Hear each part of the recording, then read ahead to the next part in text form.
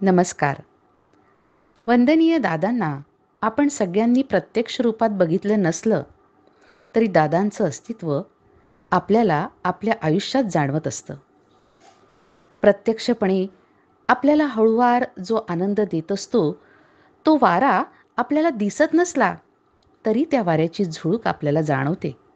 तसंच दादांचं अस्तित्व आपल्या सगळ्यांच्या आयुष्यात आहे. आपण सर्वांनी आपल्या अनुभवातले दादा जाणले आहेत किंवा आपण पुस्तकांमधून जे वाचले आहेत तेवढेच दादा आपल्या सर्वांना माहिती आहेत.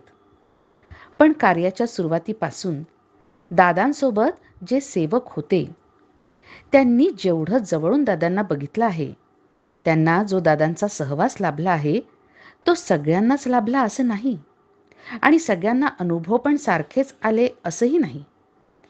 दादांचे विविध पैलू आपल्याला या सर्वांशी आपण जेव्हा प्रत्यक्षात भेटू तेव्हा कळतात. पण सगळ्यांनाच जे ज्येष्ठ सेवक केंद्रप्रमुख आहेत त्यांना भेटणं शक्य नाही. तेव्हा ज्या गोष्टी आपण पुस्तकात नाही वाचल्या, पण ज्या गोष्टी या सगळ्यांच्या हृदयात कायमच्या कोरल्या गेलेल्या आहेत, असे अमृतानुभव आपल्याला माहीत नसलेले दादा, दादांच्या आठवणी या सर्व भक्त भाविकांपर्यंत पोहोचाव्यात या दृष्टीनं गुरुसंवाद ही मालिका आम्ही आपणासमोर प्रस्तुत करीत आहोत. या मालिकेमधून आपण न ऐकलेले, आपल्याला माहीत नसणारे वंदनीय दादांसोबतचे या सर्वांचे सुखद क्षण अशा सर्व ज्येष्ठ गुरुबंधू भगिनी आणि केंद्रप्रमुखांकडून घेतलेल्या या मुलाखती आपण सर्वांना मार्गदर्शक आणि येणाऱ्या तरुण पिढीला प्रेरणा देऊन प्रोत्साहित करून कार्य पुढे नेण्याला निश्चितच मार्गदर्शक ठरतील. या सर्व मुलाखती या चॅनलवर आपणास बघायला मिळणार आहेत. तेव्हा या अमृतानुभवांचा आपण सर्वांनी लाभ घ्यावा ही आपण सर्वांना विनंती. शुभम भवतु. गुरुसंवाद मालिकेतील आजची मुलाखत आहे श्री शाळीग्राम काका व सौ शाळीग्राम काकू यांची, जी रेकॉर्ड करण्यात आली आहे त्यांच्या निवासस्थानी कराड येथे. ही मुलाखत आपण 2 भागांमध्ये प्रक्षेपित करणार आहोत. तरी आता बघूया मुलाखतीचा भाग 1. शाळीग्राम काका तयार आहेत एकदम बॅटिंग करायला, एकदम स्टान्स घेतलेला आहे आणि असं कॅमेरा समोर हे पहिल्यांदाच आहे. आम्ही काही बीबी माझावाले नाहीये. बरं, मला पहिला प्रश्न असा विचारायचा आहे तुम्हाला की वंदनीय दादांच्या काळात आपली भेट केव्हा कशी झाली? हे साधारणपणे 1968-67 साल असेल. आमच्या घरामध्ये असं काही ज्या अडचणीमुळे आपण दादांच्याकडे आलो, तसंच आम्ही पण त्याच वेळेला काहीतरी हुडकत होतो आधार, आणि आम्हाला असं कळलं की पुण्याला कोणतरी दादा महाराज म्हणून आहे वगैरे. तर ते महाराज म्हणजे त्यावेळेला कसं होतं की 20 आपण टिपिकल असे महाराज काहीतरी असतील वगैरे. म्हणजे मित्र यशवंतराव काळे त्यांच्या तोंडूनही ऐकलेलं होतं. आता ते दादा कसे आहेत हे काय त्यावेळेला ते बोलले नव्हते, पण दादांच्या बद्दलचं काही गोष्टी ते सांगत होते. माझे थोरले भाऊ अप्पा त्या नावे म्हणायचो, ते अगोदर गेलेले होते दादांच्याकडनं, त्यांच्याकडनं कळलं. पण एके दिवशी मी लॉन्ड्रीत असे दुकानात असायचे.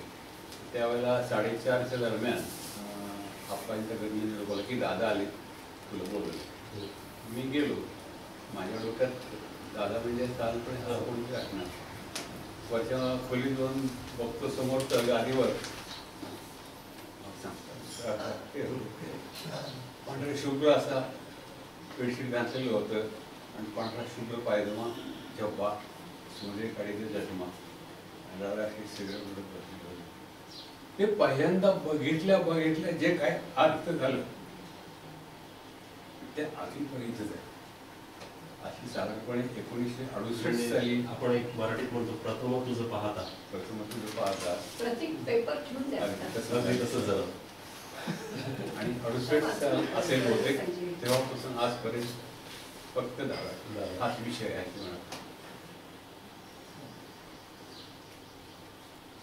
तुम्हाला तोच प्रश्न कसं तुम्हाला काय वाटतं मार्गात जेव्हा तुम्हाला आला पहिल्यांदा त्यावेळेस तुमच्या काय भावना होत्या? ऍक्च्युली माझा जन्म पुण्याचा मी SNDT कॉलेजला वारकामाईवरून रोज कॉलेजला जायची, पण दादा तेव्हा माहिती नव्हतं. गाणू असताना लग्न ठरल्यावर दादानी यांना बोलवलं मला घेऊन, तिला दाखवायला आणि मला. ती पहिली भेट झाली दादांची 89 साली डिसेंबर. म्हणजे किती चांगल्या मुहूर्तावर तुमची दादांची भेट झाली बघा. नाही, काय योगायोग किती चांगला आहे. मुख्य अनुभव यांनी माझी माहिती दादांना फोनवर सांगितली. रिमॅरेज करतात आनंदच्या एक्सपायर झाल्यावर आनंदच यांना म्हणला की बाबा तुम्ही रिमॅरेज करा, माझं काय शिक्षण होईल, लग्न होईल, मुलं होती, तुम्हाला लाईफ पार्टनर पाहिजे जीवनात. त्यामुळे मग यांनी दादांना माहिती दिली. मग दादा म्हणजे हो म्हणून दादाने मला पाहिलं सुद्धा नव्हतं. दादांच्या सँक्शनने आमचं लग्न झालं. सद्गुरूंचा आशीर्वाद एवढा तिथूनच अनुभव प्रवाहित झाला. तिथनं सुरू झाला. तिथून प्रतिकूलता संपून अनुकूलता सुरू झाली माझ्या आयुष्यात, कर्माची माझ्या. आम्ही दोघं जेव्हा यशवंतराव काळेंच्याकडे जायचो तेव्हा हिनं त्यांच्याकडे अशी इच्छा व्यक्त केली की मला बाबांना अशी शाल घेऊन घालायची आहे, माझी खूप दिवसाची इच्छा आहे. यशवंतराव म्हणले की तू विणाला घे. तिने विणली आणि आम्ही पुण्याला जाऊन तेव्हा दादा आजारी होते शेवटचे काही दिवस. कारण म्हणलं उठवत नव्हतं तरी सुद्धा उठून बसले, असे बसले, शाल घालून घेतली. आम्ही पेढे नेले तर पेढ्याला एवढंच हात लावला आणि दीपक दादाला सांगितलं वाटून टाकतो हे बाकीचे.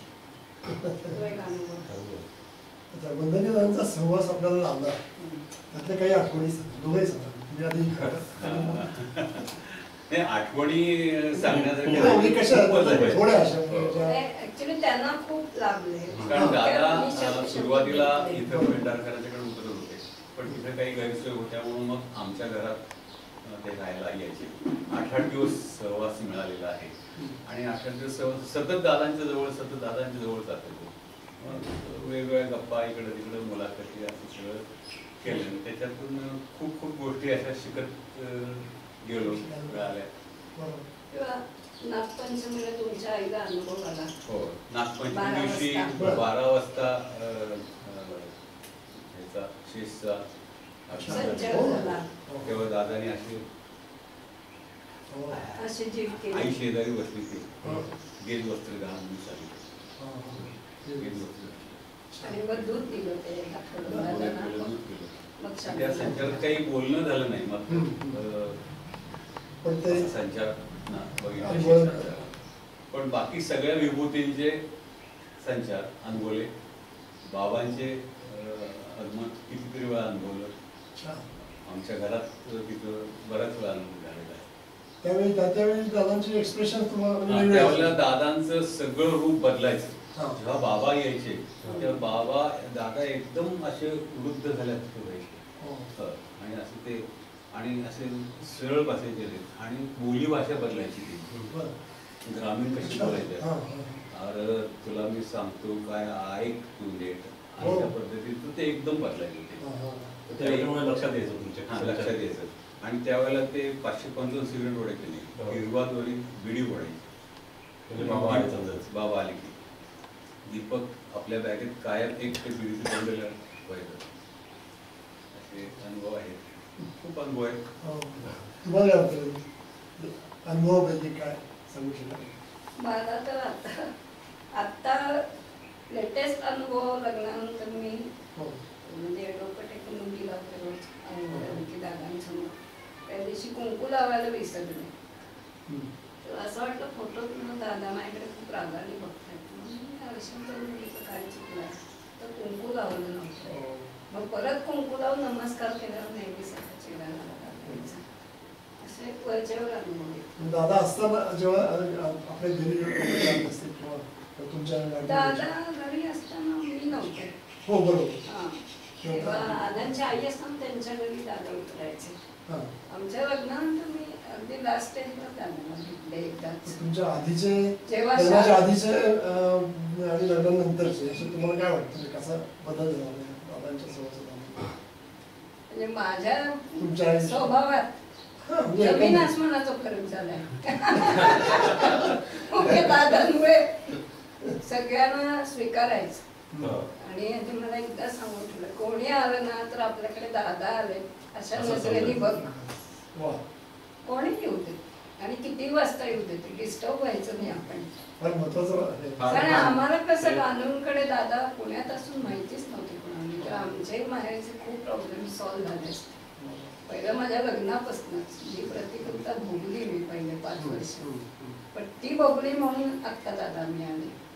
हाच मोठा अनुभव आहे. आणि तसे आमच्या घरात सतत दादांना सतत मधनाने चहा लागायचा, सिगरेट चहा. मी असं समोर बसलेलं असताना मधनं ते अर्धी वशी मला द्यायचे. काय म्हणायचे, साल्या तुला दिल्याशिवाय मला पचणार नाही असं व्हायचं. आणि तो बिनसाखरेचा चहा मला कधीही बिनसाखरेचा लागला नाही, साखर घातलेला गोड लागला. एकदा त्यातला एक अनुभव असा की यशवंतराव काळेंच्या घरी 8 दिवस दादांनी मुलाखती संध्याकाळी घेतल्या. आम्ही संध्याकाळी 6 वाजता जाऊन सगळं स्वच्छता करून तयारी असायची. दादा बरोबर 5:45ला यायचे, जिथून गाडी घरी यायची. आणि दादा आल्यानंतर त्या दिवशी मी दादांना सांगितलं, दादा म्हणून आज मी मुलाखतीला काही बसत नाही, सकाळपासून माझं पोट बिघडले आणि मुला होत आहे, म्हणूनच केव्हा तरी जावं लागेल. असं जाऊन आज बसल्या बसल्या पहिल्यांदा चहा घ्यायची, बशी उठली आणि ती म्हणली तुला भूतच लावतो म्हणली. तो बशी पिली. त्याच्यानंतर 2 दिवस मला जावंच लागलं. औषध हे मी लक्षात ठेवलं की ह्याच्यातून सुद्धा कार्य करू शकतो आपण. तर हे मी ही ट्रिक 2-3 वापरली आहे, तर त्याचा अनुभव लोकांना आला. कार्य करायचं असेल तर आपण केव्हाही 24 तासात 24 तास सेवक अवस्था आहे, केव्हाही करू शकतो. असणार बसलेला असताना सेवक आहे असं नाही, सेवक अवस्था ही 24 तास आहे. आता तर कोरोनापासून आपण फोनवर सुद्धा निराकरण देतो. ते सांगते, फोनवर इश्यू होण्याच्या बाबतीत आम्हाला खूप अनुभव आहे. माझी एक मैत्रीण आहे, तिला 23 वर्ष इश्यू नव्हतं. अमेरिकेला जाऊन ट्रीटमेंट घेतली तर ते डॉक्टर म्हणते तुम्ही डोक्यात आई म्हणून विषयच काढून टाका. आणि एकदा ते आमच्या घरी ती आलेली असताना मुलांनी आनंदी हाका मारली आई म्हणून, तर तेव्हा एकदम ती रडायला लागली. म्हणजे काय लागला तर म्हणजे तुला तो आई म्हणतो, तुला किती बरं वाटत असेल. मला काही होणार नाही डॉक्टर म्हणले. मग मी यांना म्हटलं आपण काय करू शकतो तिच्याकरता. तर 21 दिवस पहाटे उठून आम्ही प्रार्थना केली आणि तिला 24 वर्षांनी मुलगी झाली. आणि तिच्या मुलीला आता मुलगा झाला, 5 वर्षाचा मुलगा आहे. असं दादा अनुभव. आणि हे आम्ही बऱ्याच वेळा वापरले आणि बऱ्याच वेळा रिझल्ट 100% आले, पॉझिटिव्ह झाले. परत माझी भाची अमेरिकेला गेली लग्नानंतर. पहिल्यांदा प्लॅनिंग म्हणून 5 वर्ष काही नव्हतं त्यांना. नंतर बहिणीला काळजी व्हायला लागली, वाटायला लागली की काही होत नाही तिला, असू दे आपण काय करू शकतो तिच्याकरता. परत तिच्यासाठी पण प्रार्थना केली. आता तिचा मुलगा कॉलेजला जायला लागला, दुसरा मुलगा 10वीला आहे, 2 मुलगे झालेले. तिचे सगळे फोनवर कामकाज झालेले. म्हणजे आपण फोनवर जरी निराकरण केलं तरी त्याचा फायदा होतो. समोरच बसलं तर असं काही नाही, फोनवर सुद्धा दादा कामं करतात. आणि अजून साधारणपणे 3ऱ्या किंवा 4थ्या सेमिनारला गोव्याच्या कर्म उदित होण्याचा विषय असा जेव्हा होता, त्यावेळेला दादाने मला उठवलं होतं. हे त्याचं उदाहरण आहे. म्हणले एखाद्या गावात जन्मग्रामच्या ठिकाणी त्याचं कर्म उदित होत नाही अशी व्यक्ती असते, तर त्याच्यात त्या गाव हे ती प्रतिकूलता त्याच्याकरता 100 ते 150 किलोमीटरच्या बाहेर टाकावं लागतं त्याला. तर हे माझं उदाहरण म्हणून त्यांनी मला उभं केलेलं होतं. 1975च्या 27 मेला मी दादांच्या समोर द्वारकामाईत होतो. मी दोघंच होतो आणि दीपक होतो. आमच्या घरात तेव्हा खूप काही मतभेद होते, फार त्रस्त झाले होते. मला म्हणले बेळगावला जा. मी का म्हणून विचारलं नाही. 27 मे 1975, 3 जूनला मी बेळगावात होतो. बेळगाव काळं गोरं कधी बघितलं नाही. फक्त तेव्हा एक प्रपोजल आलेलं होतं, लॉन्ड्री आमची चालवायला घ्या. आम्हाला काही चालू घेतली, बंद पडली. ती बंद पडलेली लॉन्ड्री मी चालवायला घेतली. सुरुवातीला 2 महिने गिराईक पायरी सोडून येत नव्हतं, 2 सुद्धा कपडे येत नव्हते. पण 4 वर्षानंतर फुल प्लेज मध्ये चालू असताना दादाने सांगितलं आता परत करायला लागेल. त्यावेळेला आम्ही सरासरी 2000 कपडे धुत होतो. पण म्हणल्यानंतर इकडं आलं तेव्हा का म्हणून विचारलं नाही. तर दादाने सांगितलं होतं प्रश्न विचारायचा नाही, कळची बाराखडी नाही, कळची बाराखडी नाही. Do and die, don't ask question why. हो. ते कर्म उदित तिथं झाले. उदित झाल्यानंतर इकडे आणलं परत. वंदनीय दादाने आपल्या भक्तभाविकांशी केलेल्या संवादातून जे सहज व सोपे मार्गदर्शन केले किंवा बोधामृत दिला आपल्या भक्तांना, त्या संदर्भी तुमचा एखादा अनुभव म्हणजे कसा पाहिजे? म्हणजे असं म्हणजे भक्तभाविकांशी जे बोलताना जे ते सांगायचे बोलता अनुभव. अनुभव म्हणजे असं नाही असं करा किंवा त्यातनं काही उदाहरण काही आपण देऊ शकतो. दादांशी जेव्हा बोलता ते आपल्याला हा म्हणजे आपल्या सहवासात जो येईल त्याच्याशी तुम्ही प्रेमानच बोला. हा गोड बोला. तुमची गाठभेट झाल्यानंतर गेल्यानंतर त्याला असं वाटलं पाहिजे अरे परत केव्हा यायला भेटतो, असं प्रेम तो घेऊन गेला पाहिजे.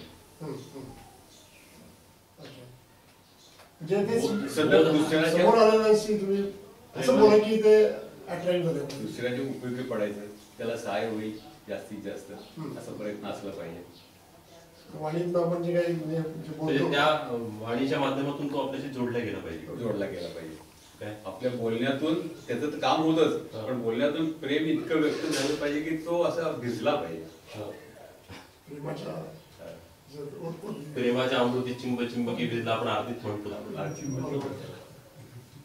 म्हणजे असं आपलं आयुष्यभर वागणं पाहिजे की ज्या वेळेला आपण जाऊ त्यावेळेला आपली प्रेम त्यातून निघाली असते. प्रेम या ती प्रेम त्यातून प्रेम प्रेम आहे.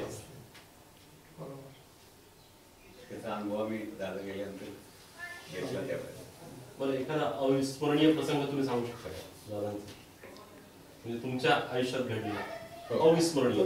दादानी उच्चारलेला एक शब्दच सगळं शब्दाच्या उच्चारामुळं परिस्थिती कशी पालटली. मी आणि माझे मित्र अरुण पंडित दोघेही क्रिकेट प्रेमी. बरेच वर्षानंतर मुंबईला पाकिस्तानची क्रिकेट मॅच आलेली होती. टेस्ट मॅच मुंबईला वानखेडेवर चालू होती. आम्हाला बघायला जायचं होतं. अरुण पाटील म्हटला माझा मित्र हे भाऊ मुंबईला आहे, त्याला मी तिकीट काढायला सांगतो. आम्ही पुण्याला गेलो त्याच्या घरी आणि तिथनं आम्ही खूप मुंबईला जाणार दुसऱ्या दिवशी सकाळी. पण त्यानं निरोप ठेवला की तिकीट मिळालेली नाही, ब्लॅक चालू आहे, पॅक आहे सगळं. तर 5-6 वाजता आम्ही संध्याकाळी पोहोचलो. मग अरुणला म्हणलं आता आलोच आहे, दादांच्याकडे भेट घेऊया आणि मग जाऊ करायला परत, तिकीट नाही तर. आम्ही गेलो दादांच्याकडे. दादा म्हणले दोघं का आला एकदम असं असं मॅच बघायला जातो. काय म्हणले मॅच बघताय? मी इथं तेव्हा दादांच्याकडे नवीन नुकताच टीव्ही घेतलेला होता, सोनीचा होता. म्हणले मॅच बघतोय, म्हणले पॅक आहे सगळं. म्हणले कसं काय जाणार तुम्ही? म्हणलं आम्ही असं ठरवून आलो पण तिकडे काही मिळाले. जा म्हणे तुम्हाला मिळतील तिकीट. तुम्हाला तिकीटे मिळतील एवढे शब्द घेऊन आम्ही दुसरे सगळे टॅक्सीने मुंबईत पोहोचलो. गिरगावचा माझ्या मेमणीकडे सामान ठेवून आम्ही तिथं वानखेडे बाहेर पोहोचलो. तर सगळं सामसूम झालेलं होतं. कुलपं होती डोअरला आणि आत ते सगळे जल्लोष सगळं ऐकू येत होता. 4 व्हीलर मारल्यानंतर ते आवाज आणि आम्ही हेड मोसले होऊन बसत होतो. मग त्यानं तो तंबाखूवाला होता, मी सिगरेटवाला होता. तंबाखू माझी काय कल्पना, त्याच्या अगोदर 2 मॅचेस मी असे ब्लॅकवाले असतात तिकीट दिले की ते हात धरून आत नेतात, गर्दीत सोडतात, पुढची जबाबदारी आपली. असं मी शोधत होतो. पण असं कोणी दिसेना. तेवढ्यात ते वरचं गेट असं उघडलं, त्या गेटमधनं गेट उघडलं आणि 2 माणसं बाहेर गेली.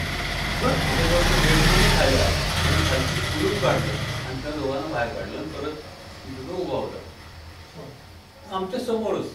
ते पायरीत 2 पायऱ्यात उतरून खाली आले. पण तुम्ही का थांबलाय? आम्हाला मॅच तर बघायची, तिकीट नाही मिळालं. आम्हाला निरोप आलाय, आमची आई आजारी आहे, आम्ही दोघेही भाऊ आहे, आम्ही जाणार आहे. तुम्हाला तिकीट पाहिजेत का? म्हणजे हो पाहिजेच आहे. 70 रुपयाचं तिकीट होतं. त्याचं ब्लॅक त्यावेळेला 400 रुपये चालू होतं. म्हणजे किती द्यायचे? नाही म्हणले 70 ते 70 140 रुपये आम्ही दिले. तिकीट हातात पडलं. त्या गेटमध्ये आम्हाला आज सोडलं, आज गेलं. 2 दिवस मॅच बघितली. तुम्ही जा, तिकीट मिळतील. एका शब्दावर शब्द ब्रह्म. शब्द ब्रह्म किती आहे पॉवरफुल. ते सांगितलं गुरुंनी, सद्गुरूंनी सांगितलं म्हणजे ते कोणाला काळा वेगळं फक्त तुम्ही विश्वास ठेवला पाहिजे आणि त्यामध्ये ते होतं. श्रद्धा श्रद्धा.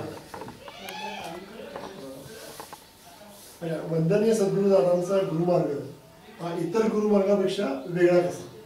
हां, काय सांगू शकाल? इतर गुरुमार्गामध्ये आणि या गुरुमार्गामध्ये मोठा फरक असा आहे की आपल्या गुरुमार्गामध्ये कर्मातली प्रतिकूलता दूर होते. दूर दुसऱ्या कुठल्याही मार्गामध्ये गुरुमार्गामध्ये ही यंत्रणा नाही, विमोचन नाही, आशीर्वाद प्रवाहित करू शकत नाही. ते दादाने सांगितलं फक्त नाथ पंथामध्येच आशीर्वाद प्रवाहित करण्याची यंत्रणा. असा फार मोठा फरक. आणि जीवन घडवतात दादा, असं दुसऱ्या मार्गात जीवन घडवून नाही. तात्पुरतं ते बरं वाटतं, काहीतरी अनुभव येतो, मनुष्याला बरं वाटतं, पण जीवन घडवलं जात नाही. आणि पूर्ण म्हणजे सर्वांगीण विकास होतो. सर्वांगीण विकास आणि ओंकार साधनेतनं विकास तर होतोच. आणि त्यांनी मागच्या पिढ्यांचे पुढच्या पुढच्या म्हणजे तरतुदी सगळी आहे. वंश विमोचन आहे, कर्म विमोचन आहे, विमोचन पण आहे. हे कुठल्याही ह्याच्यात नाही. आणि परत हे सगळं झाल्यानंतर दीक्षा पण दिली. दीक्षा पण दिली. मी नुसतंच विमोचन नाही केलं, तर त्याला स्वच्छ केल्यानंतर त्याला सुरुवातीला आता त्या दीक्षेचा प्रकार कुठं आपल्याला बघायला मिळत नाही, दादा ठेवलेलंच नाहीये. पण आम्हाला सुरुवातीला अगदी असं बसवून त्यावेळेला 8-10 लोक उभे होतो. पहिली उपासना दीक्षा दिली, मग नामस्मरण दीक्षा दिली, मग अनुग्रह दीक्षा दिली, मग गुरु दीक्षा. उपासना दीक्षा दिल्यानंतर 7-8 महिने गेले, आल्यानंतर सगळं तपासलं, मग पुढची दीक्षा दिली. अशा 4 दीक्षा स्टेप बाय स्टेप. त्या 4 दीक्षाला मला वाटते 2-2.5 वर्ष गेली असतील, अशा आम्ही घेतल्या. आणि नंतर मग सेमिनार मध्ये मग पुढची कारण दीक्षा वगैरे म्हणजे टप्प्याटप्प्याने आपली प्रगती बघत दीक्षा एकदम नाही दिल्या. एकदम नाही दिले. हे खूप वेगळं बघायला मिळालं त्यावेळेला. आम्ही अनुभवलं ते. बरोबर. हा आपला फरक आहे म्हणजे इतर गुरुमार्गामध्ये आणि आपल्या गुरुमार्गामध्ये. आणि हे या मार्गामध्ये परत कोणी करू शकत नाही, काही एवढी अधिकारी व्यक्ती कोणी असणार नाही. ओंकार साधना करायला लागले की कारण दीक्षा तुम्हाला सहज मिळून जाते. प्रवाहाची यंत्रणा केली म्हणजे पहिल्या ज्या 4 दीक्षा आहेत त्या ऑटोमॅटिक अंतर्भूत होतात. कारण दीक्षाचं अंतर्भूत झाले. नवीन पिढी जी आहे आता दादांच्या कार्याची आहे, नवीन पिढी आणि ज्यांना दादांनी बघितलं नाही आता आमच्यासाठी, म्हणजे उदाहरणार्थ माझंच तर घ्यायचं, मी दादा प्रत्यक्ष अनुभवतोय. तर अशा पिढी जी शक्ती स्वरूपात या आता आहे, दादा उपस्थित आहेत, तर त्यांच्यासाठी तुम्ही काय सांगणार? दादाने हे सांगून ठेवले की तुम्ही माझं स्मरण करा, मी तिथं हजर आहे. या क्या तो हाजीर होते है बरे हाजीरत बोलते है. तुम्ही माझं स्मरण करा, मी तिथं हजर आहे. म्हणजे जेथे जातो तिथे तू माझा सांगा. साधा विषय हाती त्या दिवशीच सांगा की लॉन्ड्रीत यशवंतराव दीपक दादा म्हणला मी शेजारी उभा आहे तुझ्या. यशवंतराव म्हणले आता इथे दीपक होता, तर हा म्हणला नाही मला नाही जावं.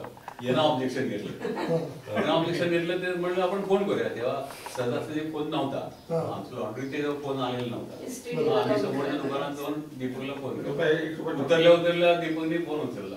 यशवंतरावने विचारलं तू आत्ता कुठं होतास? म्हणला मी लॉन्ड्री होत असू तुझी फोनची वाट बघतोय. मी बाहेर निघालोय, मी तिथे तुझी शेजारी बसतो. मला त्यांच्यावर सांगितलं म्हटलं हे नक्की असणार, परंतु एक खात्री करावी की आपल्याला काहीतरी अनुभव त्यासाठी हे शक्य नाही असं मी मुद्दा म्हटलं की त्याच्यातून हे मिळालं ना आपल्याला. आणि दादांचं सहवासात म्हणजे इथं दादा जेव्हा कामकाज करायचं तेव्हा मागं मी तिथं बसायचो. म्हणजे इतकं खूप सहवास मिळाला. प्रत्येक कामगाराला दादाच्या शेजारी बसायचं. आणि मला म्हणायचं हे बघ तुझी तिकडे लॉन्ड्री आहे, तू मळके कपडे धुतोस ना, ही या लोकांची कर्म मी धुतोय, माझी पण ही लॉन्ड्रीच आहे म्हणजे दोघंही लॉन्ड्री. असं ते माझं त्यांचं खूप आणि काही खाजगी गोष्टी सुद्धा त्यांना बेधडक विचारायचं. ते यशवंतरावांनी आम्हाला जरा ते केलं तयार. घाबरायचं हा त्यांचा उपकार विसरणार नाही एवढे प्रचंड यशवंतराव. जिथं गरुड प्रोफेसर होते, त्यांच्या घरी दादा काही वेळेला उतरायचे. तर एकदा आम्ही सकाळी 11:30 वाजता मी यशवंतराव लॉन्ड्रीतून त्यांच्याकडे दादांच्याकडे गेलो. दीपक दादा गाडी बॅटरी चार्ज व्हावी म्हणून दोघी मुलांना घेऊन कॉलेजला सोडायला गेला होता. बहिणी आत काहीतरी स्वयंपाकाचं राहिलेलं आवडत होत्या. दादा जरा झोपलेले होते. ते उठून आले. नंतर आम्ही बसलो, दादा खुर्चीवर बसलेलो, आम्ही तिथं. तर बरेच दिवस माझ्या मनात एक विचारायचं दादांना असं काहीतरी.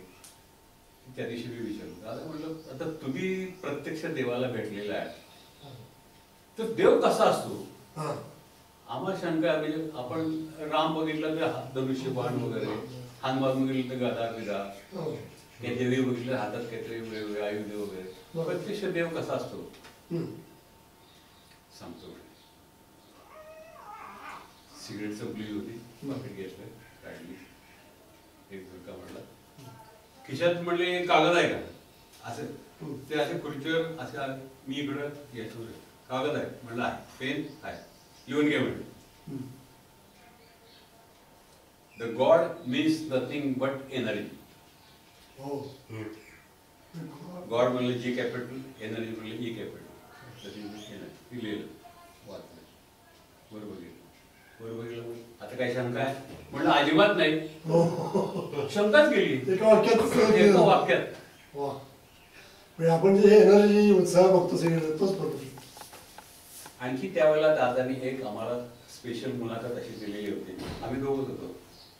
तर ते म्हणले पृथ्वी फिरते, ती फिरत असताना सांगतो 700 ते 750 वर्षानंतर त्या फिरण्याच्या ह्याच्यातून एक स्पार्क निर्माण होतो. तो निर्माण होऊन पृथ्वीवर फिरून परत पृथ्वीमध्ये तो अर्धिंग होतो. तर 700, 750, 800 त्यावेळेला त्यांनी सांगितलं.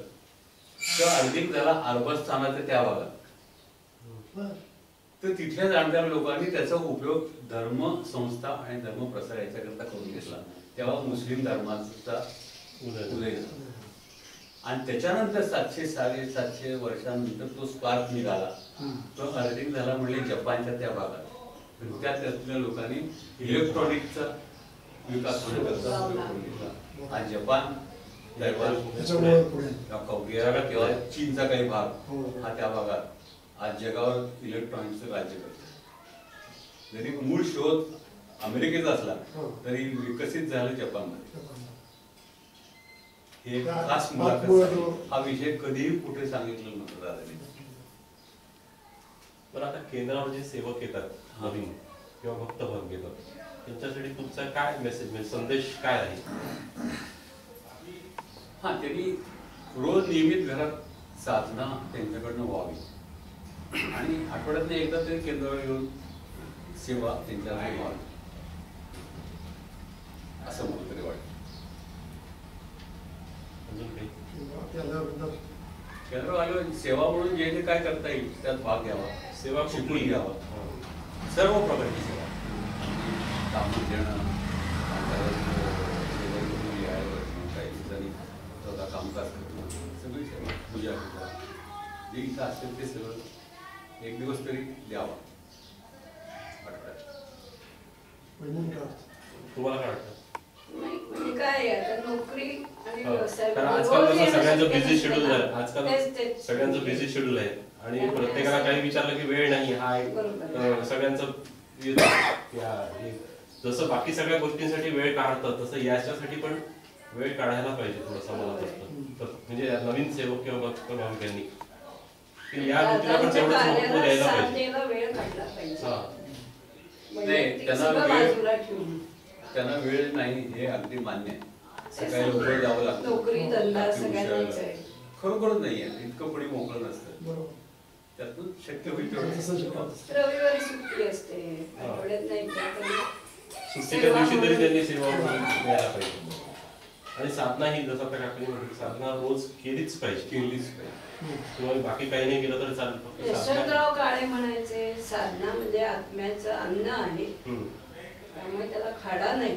उपाशी राहता का एक दिवस तरी सगळी लगेच हे होतं ना, फक्त भुकेसाठी.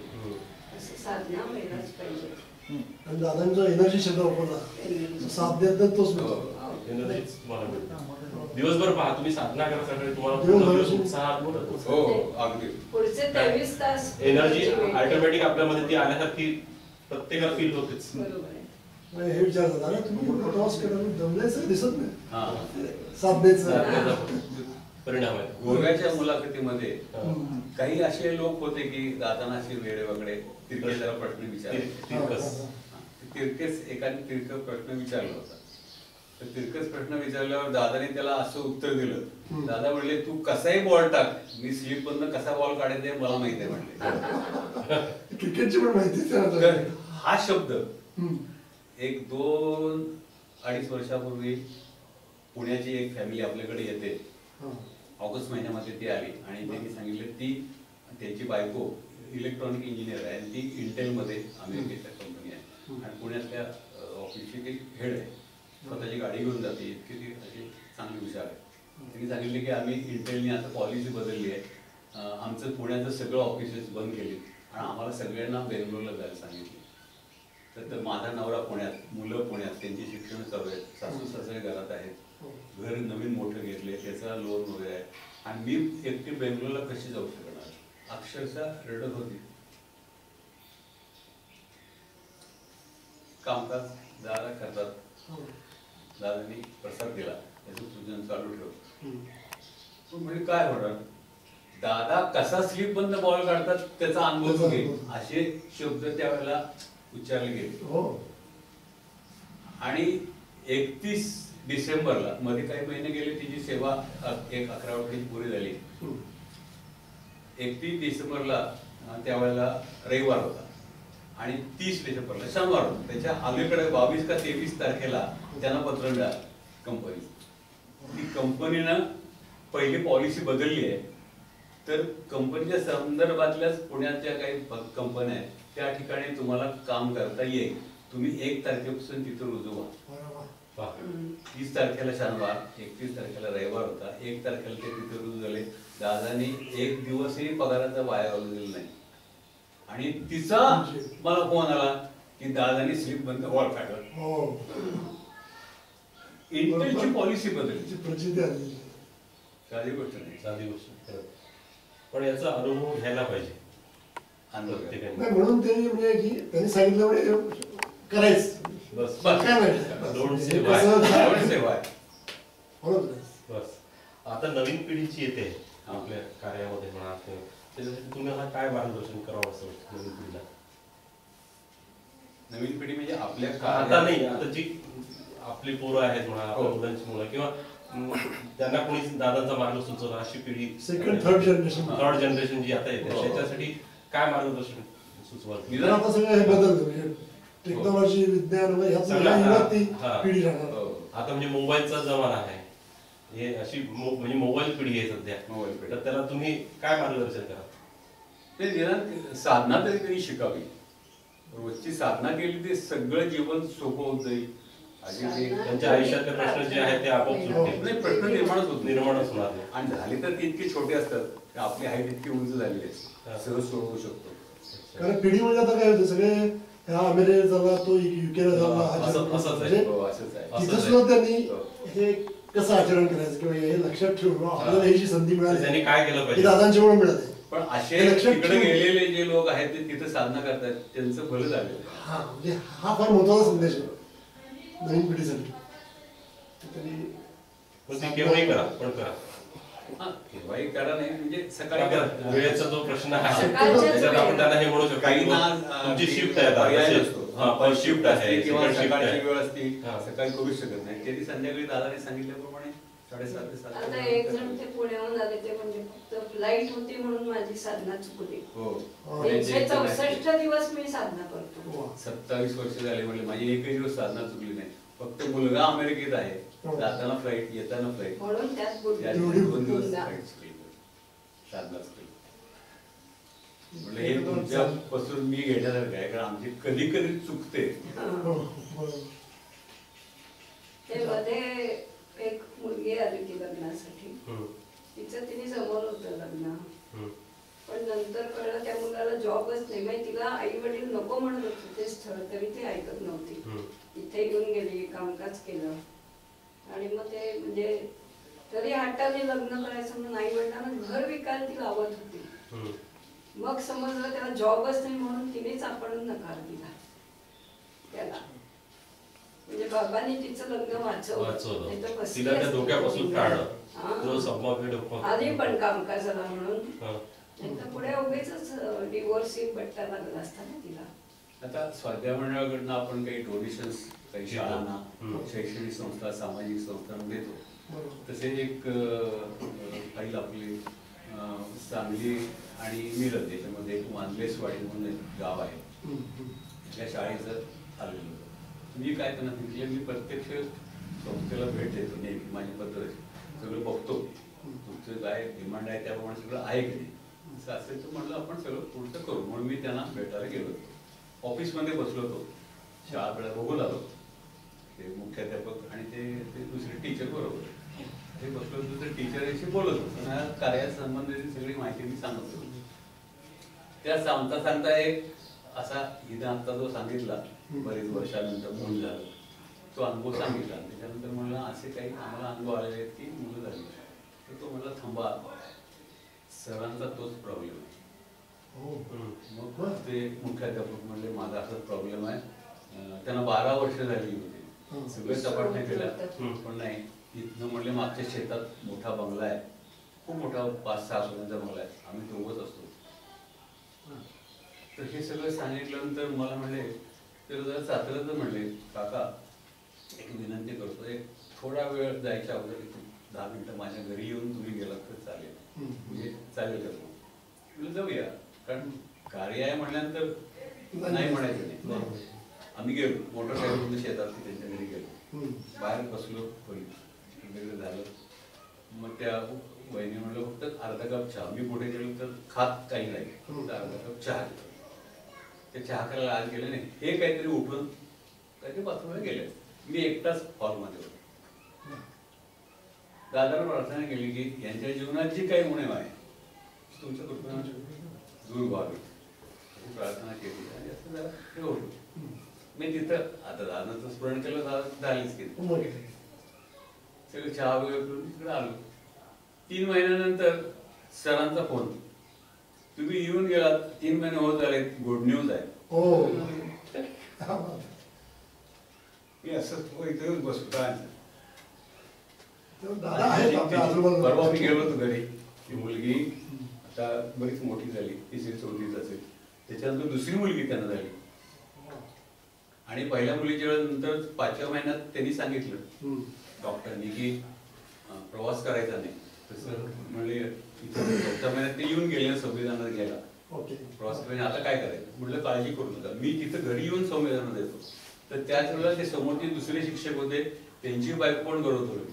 मग म्हणले माझ्या दोन्ही एकदम करूया, तुम्ही मला न्यायला, मी त्यांच्याकडे जात होतो संविधान देऊन, त्यांच्याकडे अर्धा कप चहा प्यायचं, तिथे गेलं चहा प्यायचं. दोघांनी संविधान गेलं, फक्त माझं जाण्याचं भाडेकरी तुम्हाला द्यावं लागेल, जे पोट येणार पण दोघांचे छान झाले.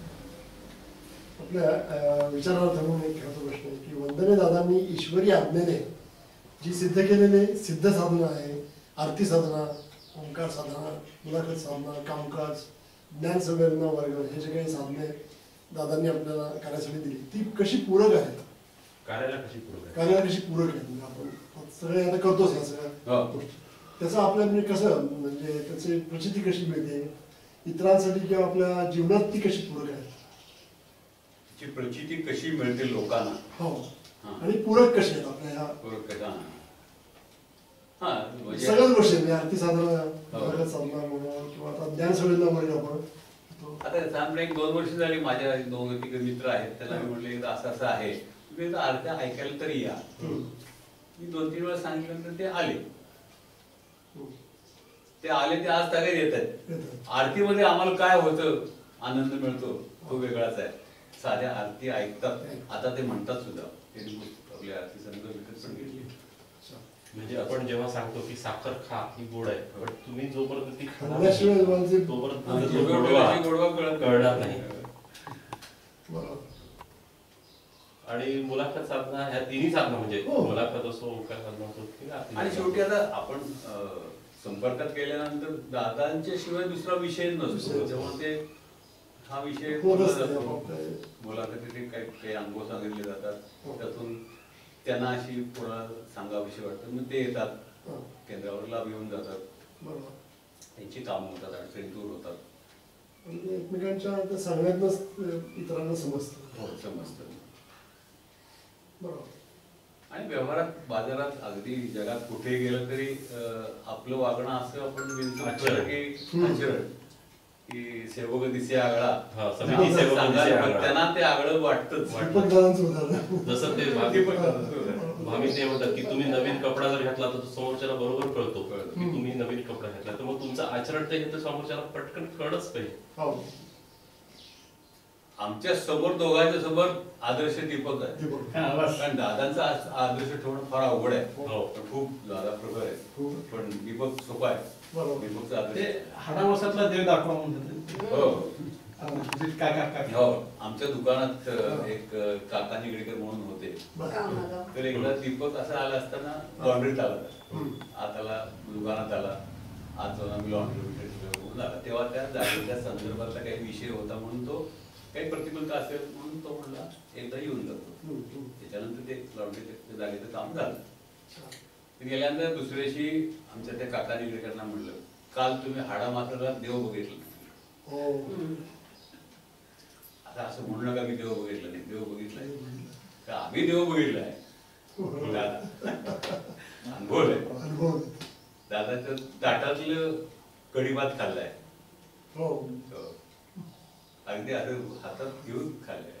असं हे घर बांधण्याच्या आधी आम्ही तिथे कॉटेजच्या समोर राहायचो ना, तिथे दीपक दादा यांच्या शैलेंद्राच्या दुकानच्या ओपनिंग, तर मी यांना म्हणलं मला काहीतरी द्यावंच वाटतं दीपक दादाला, काय देऊया. मी लॉन्ड्रीत असताना थोडे थोडे पैसे बाजूला ठेवून जाऊन पटकीने ही कशी उडीची डबी तशी आणली दीपक दादाला द्यायला.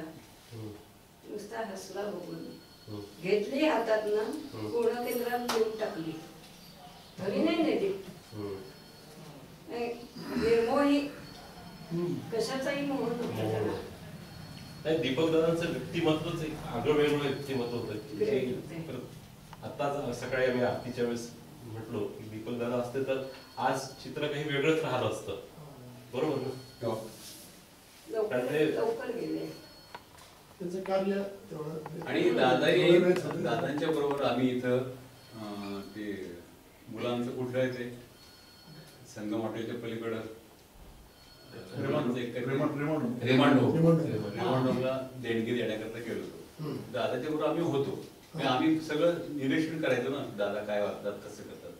ते पैसे दिल्यानंतर ते पावती काढायला लागले, काय नाव अजून, दादा म्हणले एक गुरुभक्त असेल, नाव नाही एवढंच लिहायचं. आतापर्यंत जिथं जिथं मी दिले तिथं नाव नाही, फक्त गुरुभक्त एवढंच लिहायचं.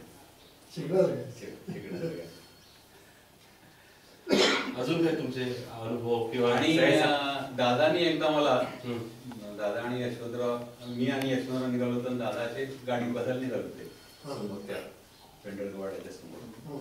मला म्हणले संध्याकाळी ये, तुझ्याकडे आणले माझ्याकडनं भेट.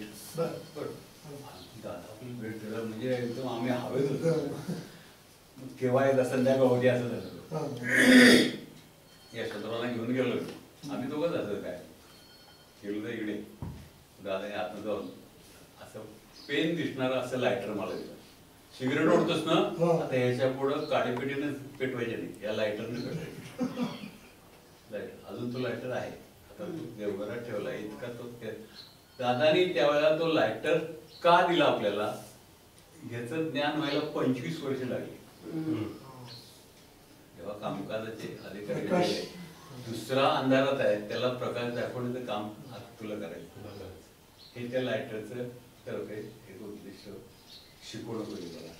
आणि त्यात जो मूळ जो गुणधर्म आहे इग्निशन म्हणजे तुम्ही प्रज्वलित करा कल्पना. पण हे जेव्हा कळलं, तो लायटर कधी वापरला गेला तो देवघरात गेला, ते महत्व तेव्हा कळलं. असे बरेच अनुभव तुमचे असतील. तर अजून तुम्ही सांगितलं तर काय हरकत आहे, आम्ही ऐकायला बसलो. कारण काय की त्याच्यासाठीच आपण हा गुरुसंवाद ठेवलेला आहे. त्याच्यामुळे तुम्ही सांगत राहा आणि ऐकत राहू. त्यातला जो पॉईंट होता आपला सामाजिक गुणप्रबोधन, तो त्यातनं आता आला. सर्वांनी आपण रोज प्रार्थना वगैरे आपल्या दोन्ही करतोच. रात्री झोपायच्या अगोदर आजचा जीवन अत्यंत समाधानात आनंदात व्यतीत झाला, उद्याचं जीवन जास्तीत जास्त आनंदात आणि जास्तीत जास्त आपल्या सेवेत जावा अशी आपली सगळी प्रार्थना. अशी प्रार्थना आम्ही करतोच. ही आम्हाला शिकवली यशोधरांनी. ज्या दिवशी शिकवली त्या दिवसापासून आम्ही करतोय. असं झाल्यानंतर आजच्या दिवसाचं पूर्ण कर्म विसर्जित होतं. उद्या कॅरी फॉरवर्ड काहीही राहत नाही. फार महत्वाचं आहे. आणि एकदा पुण्याचे मधू काका कर्वे एका लग्नाला आम्ही गेलो तर रात्री होतो. आम्ही झोपताना मी झोपलो, ते उठून बसलेले होते. झोपल्यानंतर मला म्हणले लगेच झोपलं, प्रार्थना कोणी करायची? रात्री झोपायच्या अगोदर दोन्ही प्रार्थना केली तर झोपायची नाही म्हणली. मनात म्हण ते असे बसले. ते या गोष्टीला 20-22 वर्ष झाली, तेव्हापासून अजून चुकलेली नाही. अशा वेगळ्या प्रसंगातून अशा गोष्टी माहिती होतात. समुद्र मंथनातून जसं अमृत बाहेर येतं तसंच हे मंथनच आहे.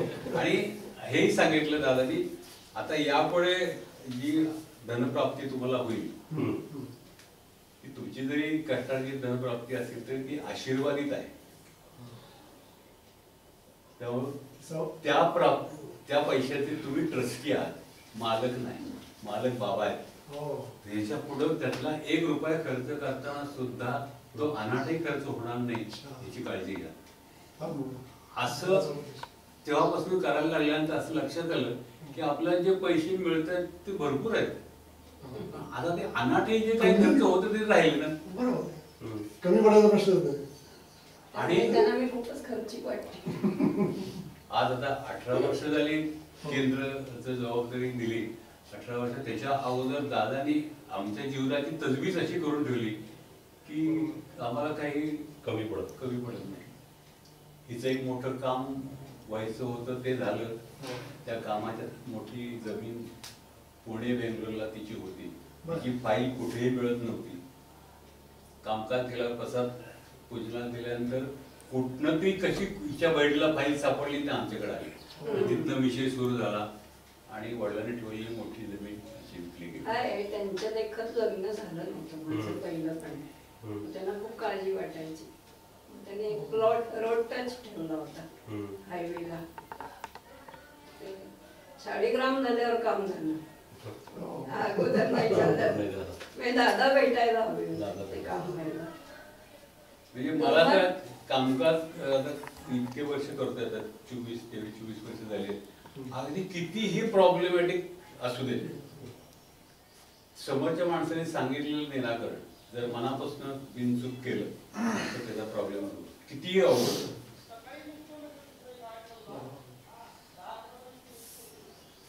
कितीही गुंतागुंतीत असू दे.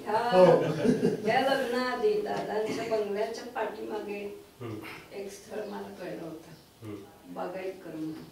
लग्न फिक्स झालं, कार्यालय ठरवलं, खरेदी झाली, ब्लाऊज शिवायला टाकले आणि त्या माणसाचा फोन आला, मला लग्नच करायचं नाही.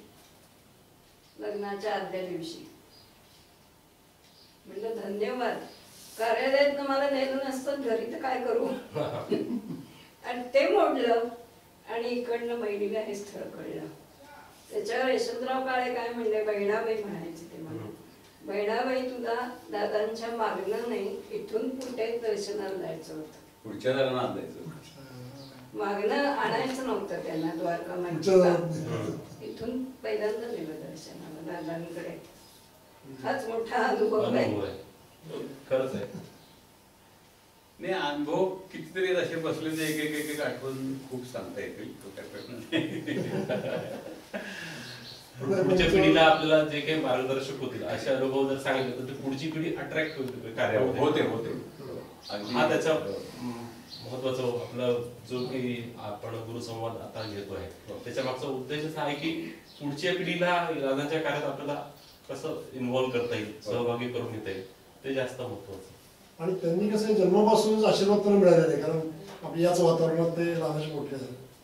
त्यामुळे त्यांनी नंतर पुढे त्यांच्या पिढीला पुढे कसं ते पुढे द्यायचं. आणि तसं बघायला गेलं तर आपलं हे सगळं जे काही साधना किंवा आहे ते सगळं सोपं आहे. त्यात कर्मटपणा अजिबात नाही, कुठलंही पथ्य नाही. दादा एकाला कुठलंही बंधन नाही, पथ्य नाही, हेच पथ्य आहे म्हणजे. आणि कुठले बंधन दादांनी काही कसले बंधन नाही, तू काही खा कसाही वाग, तर एवढं कर. आता याचा मुलगा वय 5 किंवा 6 आहे फक्त, तरी व्यवस्थित झांज वाजवायला लागलाय. काही त्याला कोणी शिकवलेलं नाही. पहिला इतका दंगा करायचं, बसायचं पण नाही ठिकाणी. आपण व्यवस्थित परवा झांज वाजवली त्यांनी यांच्या दादात, म्हणजे त्याला काही सांगायला नाही लागलं. ज्या ज्या मुलांनी संवेदना घेतल्या, तिला प्रेग्नन्सी सर्ववंशी जे म्हणतात दादा म्हणतात, तिचा वंश नाही, हे येणारे सगळे अंश आहे. त्याचा हा अनुभव म्हणजे प्रत्यक्ष आहे. ती संवेदना घेतलेली मुलं हुशार पण अति हुशार, एक्स्ट्रा निघतात. नातीला पण ते दर महिना पुण्याला जात होते संवेदना द्यायला. ट्रान्सफर तेव्हा बँकेत जॉब करायची, तिला येणं शक्य नव्हतं.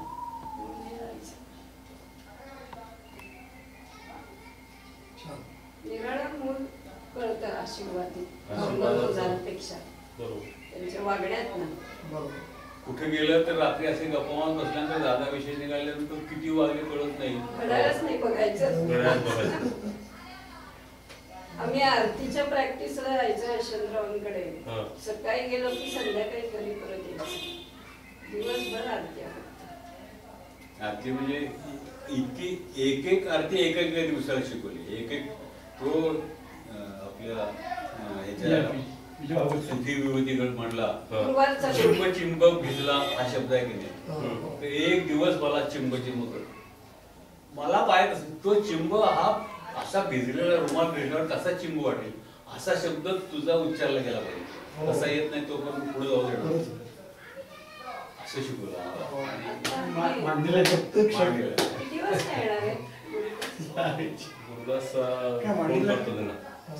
नाही ते आल्यावर थोडे